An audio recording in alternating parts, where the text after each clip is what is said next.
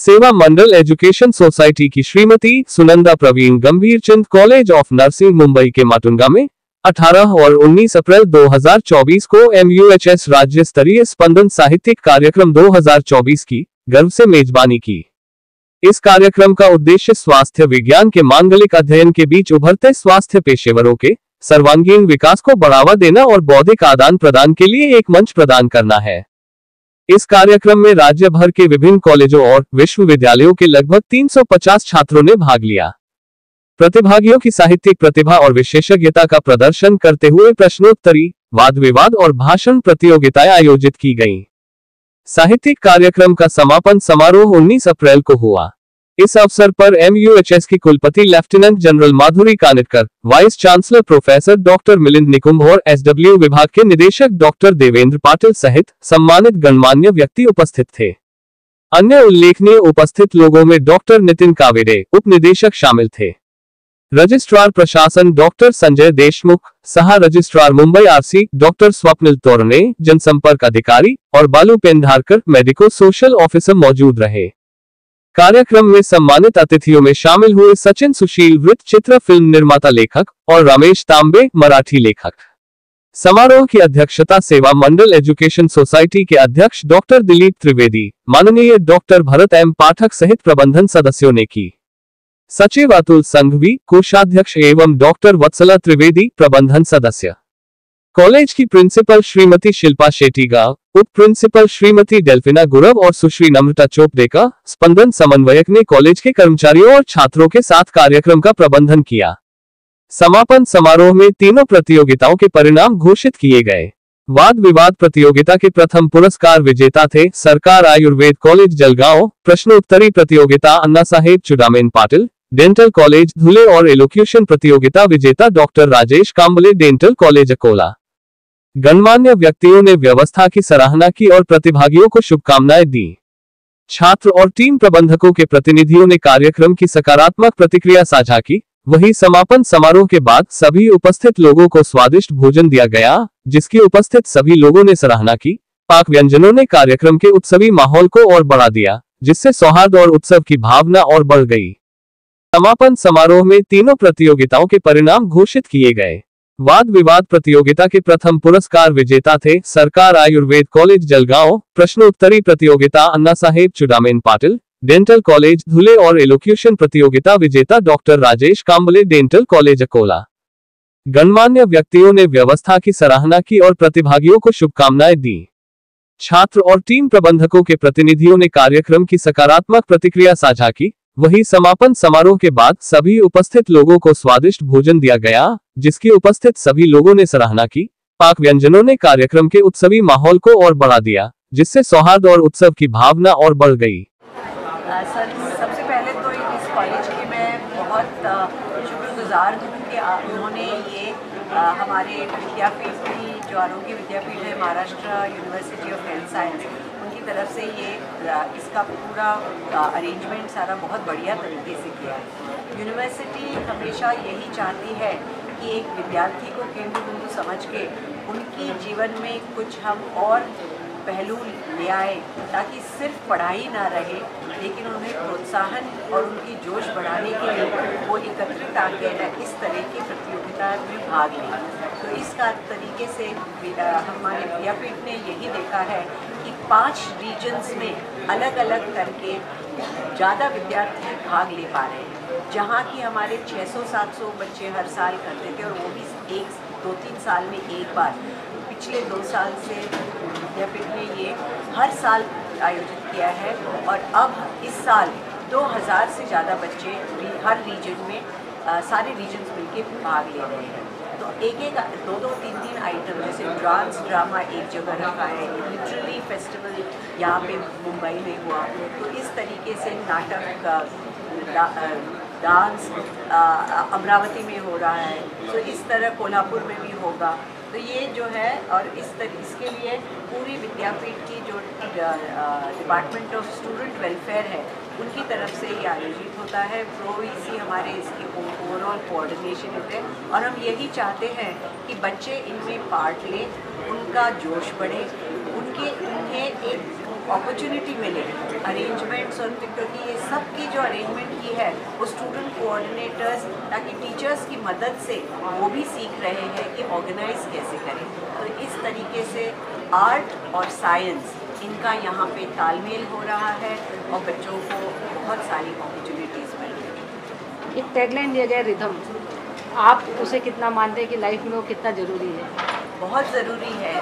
Rhythm नहीं तो कुछ भी नहीं। आप हार्ट बीट को ही देखिए, एक रिदम से जब तक वो चलती है तब तक ज़िंदगी है। रिदम है तो जान है।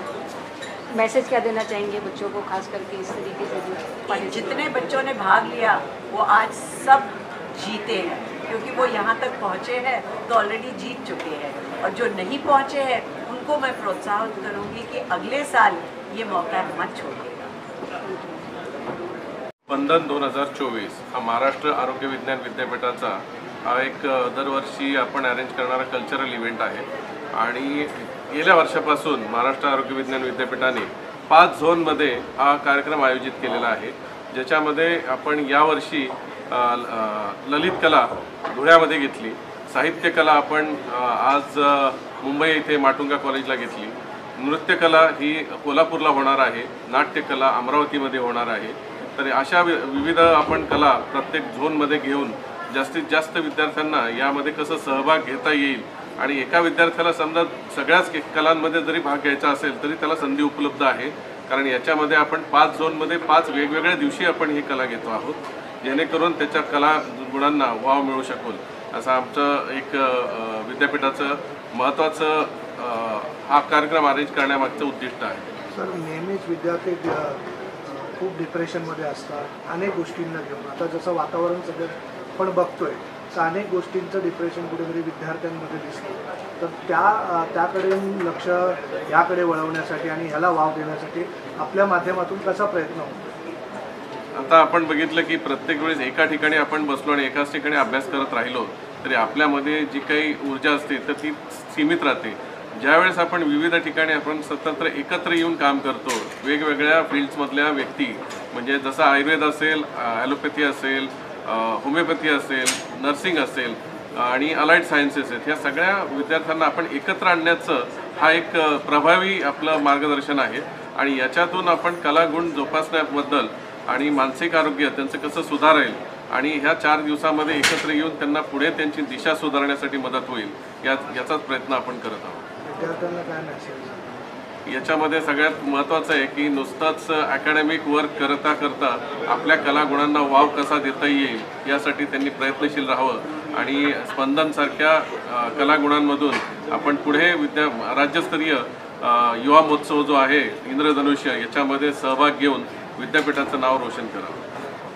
महाराष्ट्राची आणि महाराष्ट्र आरोग्य विज्ञान विद्यापीठात शिकणारी विद्यार्थ्यांची जी पिढी आहे ही रुग्णांशी संवाद साधताना मानसिकरित्या कणखर असावी यासाठी यांच्या वक्तृत्वातनं नेतृत्व आणि नेतृत्वातनं कर्तृत्व घडावं ही जी आमच्या कुलगुरूंची संकल्पना आहे, त्यातूनच दरवर्षी ह्या कार्यक्रमांचं आयोजन इथे करण्याचं ठरवलेलं आहे। खूप छान उपक्रम आहे हा महाराष्ट्र आरोग्य विज्ञान विद्यापीठातर्फे स्पंदन 24 त्या कार्यक्रमात सहभागी होण्याची मला संधी मिळाली। कालही मी वक्तृत्व कलेमध्ये परीक्षा म्हणून आलो होतो आणि आजची तरुण पिढी आपली काय विचार करते, कशा पद्धतीने व्यक्त होते, ते विचार ऐकून आणि त्यांची समाधीटपणा आणि विचार व्यक्त करण्याच्या पद्धती ऐकून मला खूप छान वाटलं।